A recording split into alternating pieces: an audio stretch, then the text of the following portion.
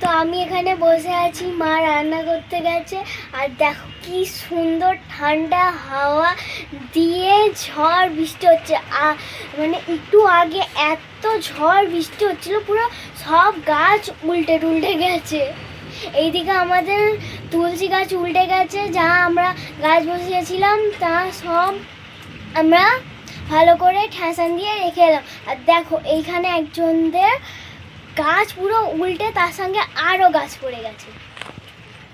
তো এই যে দেখছি, দেখতে দেখতে নিচে চোখ পড়লো। আর এই দেখো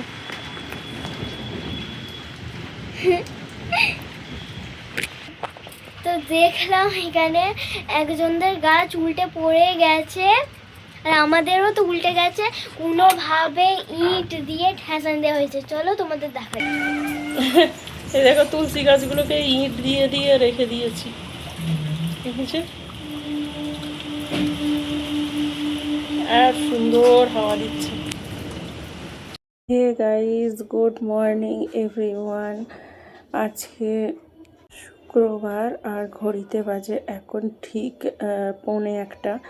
তোমরা ভাবছো যে গুড মর্নিং বলে, অথচ 1:45 থেকে ভিডিও স্টার্ট করছে। বাইরে প্রচণ্ড বৃষ্টি পড়ছে, সেটা বুঝতেই পারছো। আর আজকের পর যেহেতু অফিস বেরোয়নি, শরীরটা কদিন ধরেই খারাপ ছিল, ওই জন্য 2-3 দিন একেবারে টানা ছুটি করে নিয়েছে। তো ওই জন্য সকাল সকাল রান্না করে কি করব, সকালবেলা উঠে বরের রান্না, মানে টিফিন রান্না, তারপর মেয়ের স্কুল, কিছুই নেই, পুরো একেবারে বেকার লাইফের মতো। তো যাক সকালবেলা ওই জন্য আর কোনো ওটা হয়নি। না, ওটা হয়নি বলাটা ভুল হবে। উঠেছিলাম তো মেয়েকে ডাকলাম, মেয়ে উঠে দেখলো যে মেয়ের সাইকেলটা খারাপ হয়ে গেছে, মানে চাকায় পুরো হাওয়া পড়ে গেছে। তো ওই জন্য বলছে, মা আমি কী করে যাবো? আমি বলছি আমার যা শরীরের অবস্থা, আমার ভালো লাগছে না। বাট তখনও আমি কিন্তু খবরটা দেখিনি, মানে তখনও ফোন চালাইনি। তো তারপর আমি বললাম যে ঠিক আছে তাহলে শুয়ে পড়। তো ও যথারীতি আবার গিয়ে শুয়ে পড়েছে। তো তোমাদের সত্যি বলতে কি সকালটা আরম্ভ করলাম মানে গুড মর্নিং বলে, কিন্তু সত্যি জানি না গুড কি ব্যাড সেটা জানি না। আমাদের এই মানে ইউটিউব বলো বা ফেসবুক বলো, এসব জায়গায় কাজ করতে গিয়ে সবাই আমরা ফ্যামিলির মতো হয়ে যাই, তাই না? তো সেই জায়গা থেকে একটা এরকম খবরটা শুনে ভীষণই মনটা খারাপ হয়ে গেছে। কেননা যখনই সকালবেলা উঠেই আমরা যথারীতি প্রথমেই আমরা ফেসবুক খুলি, তো খুললেই আগে যার ভিডিও প্রথমেই দেখি, তো তার নিয়ে এরকম জিনিসটা ঘটেছে। সত্যি খুব মানে ভীষণ খারাপ লাগছে। তো এতটাই মন খারাপ যে সকাল থেকে মানে ভিডিও করার কোনো মুড ছিলই না। তারপরে দেখলাম যে মেয়ে ক্যামেরাটা চালু করেছে, তো ভাবলাম যে না, যেটুকু হচ্ছে সেটুকুই তোমাদের সামনে শেয়ার করি।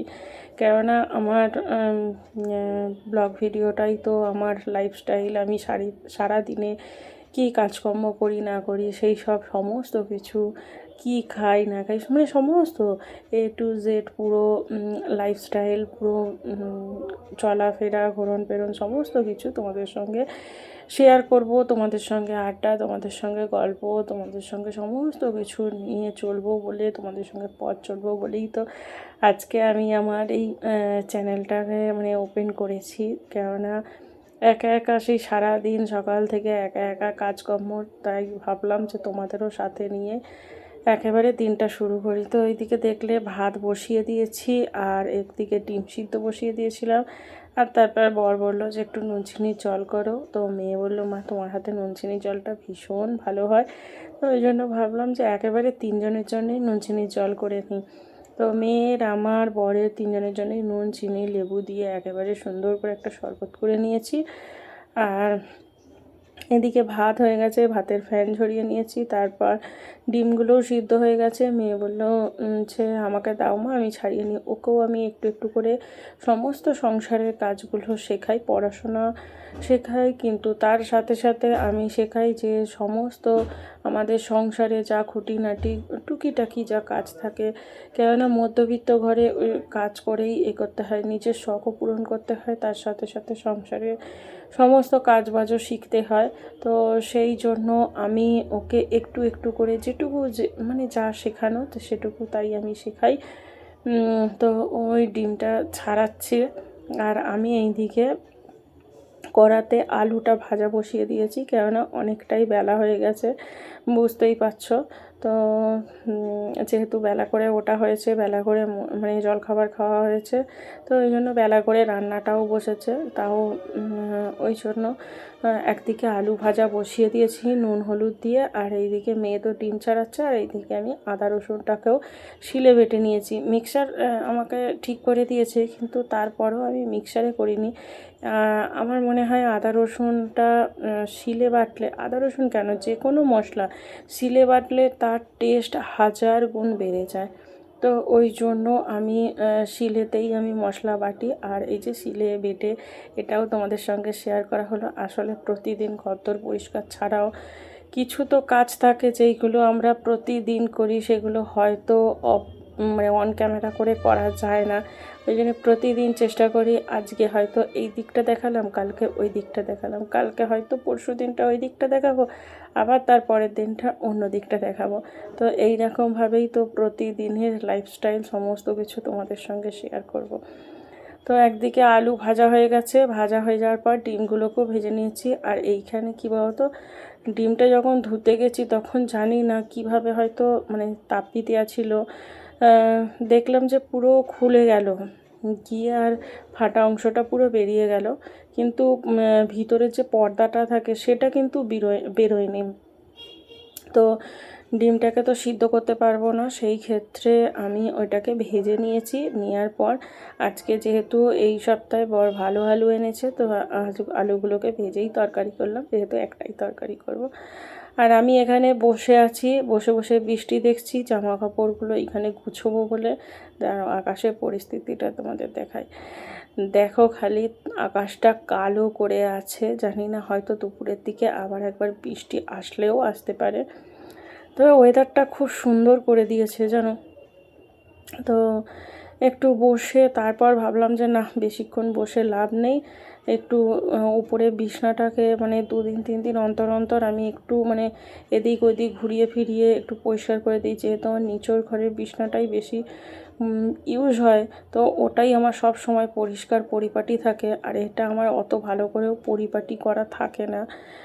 হ্যাঁ, তো ওই জন্য ভাবলাম যে না, এটাকেও আমি সুন্দর করে একটু পরিপাটি করে রাখি। তো এটা দেখো, জামা কাপড়গুলোকে সরিয়ে সারিয়ে ভালো করে চাদরটাকে সুন্দর করে পেতে দিয়েছি, দিয়ে আর তারপর এই যে জামা কাপড়গুলোকে আবার রেখে দিয়েছি। দেওয়ার পর আমি আবার একটু বিছনাটাকে ভালো করে ঝেড়ে নেব।